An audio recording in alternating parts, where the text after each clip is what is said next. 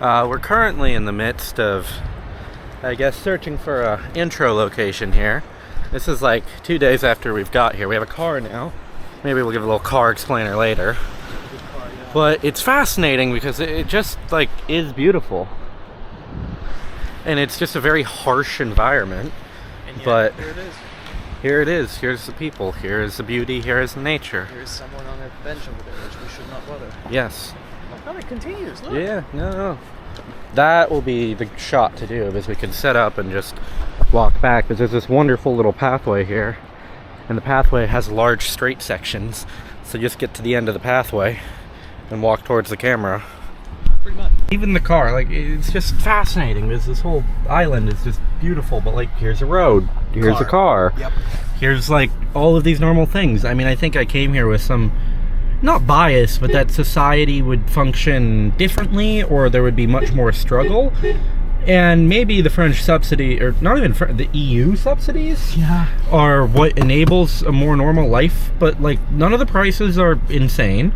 None of anything seems that inaccessible. It's just people living normal lives. It just happens that it's French and in the middle of the Atlantic Ocean. Hold on a second, I gotta honk at this asshole in front of me. Get out the way!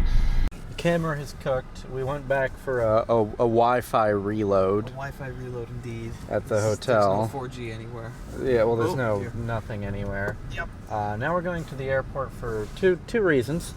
One, I have been struggling to figure out permission and permitting and all that some such for flying a drone here, because it is droneable here, but you seem to need to file the appropriate paperwork and such with I don't know, there's like a French government site, which is where all the drone stuff gets done for any kind of flight within French territory, but I've never flown in France before, obviously. I've flown all throughout the EU and have an EU license and insurance, but I've never dealt with like the French system when it comes to like filing flight plans and getting prefectural authorization and such. So it's been a little bit difficult to navigate that, but the government has been quite helpful in our emails back.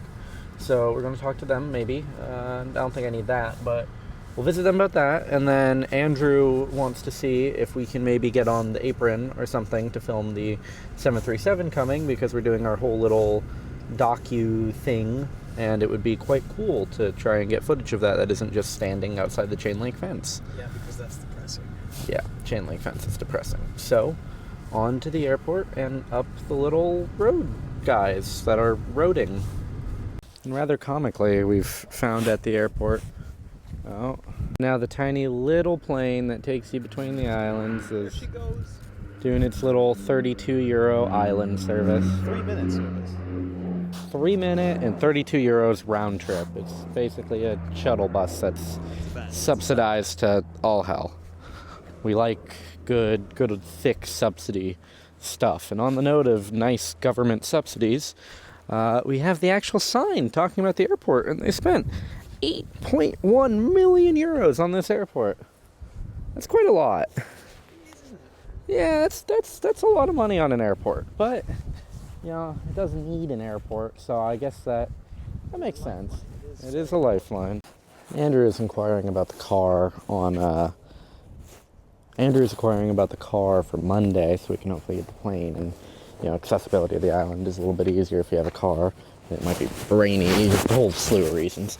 However, rather fascinating as I'm standing here, there's a Chevy logo, GM truck bed liner, and European SPM plates in a format such that it's for the EU. The whole mixture and everything here is just fascinating, because it really is a clash of culture.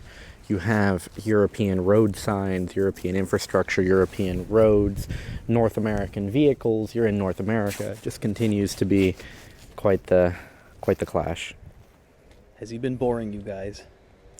Just talking about the GM Chevy logoed French license plated. That's definitely not boring, yeah.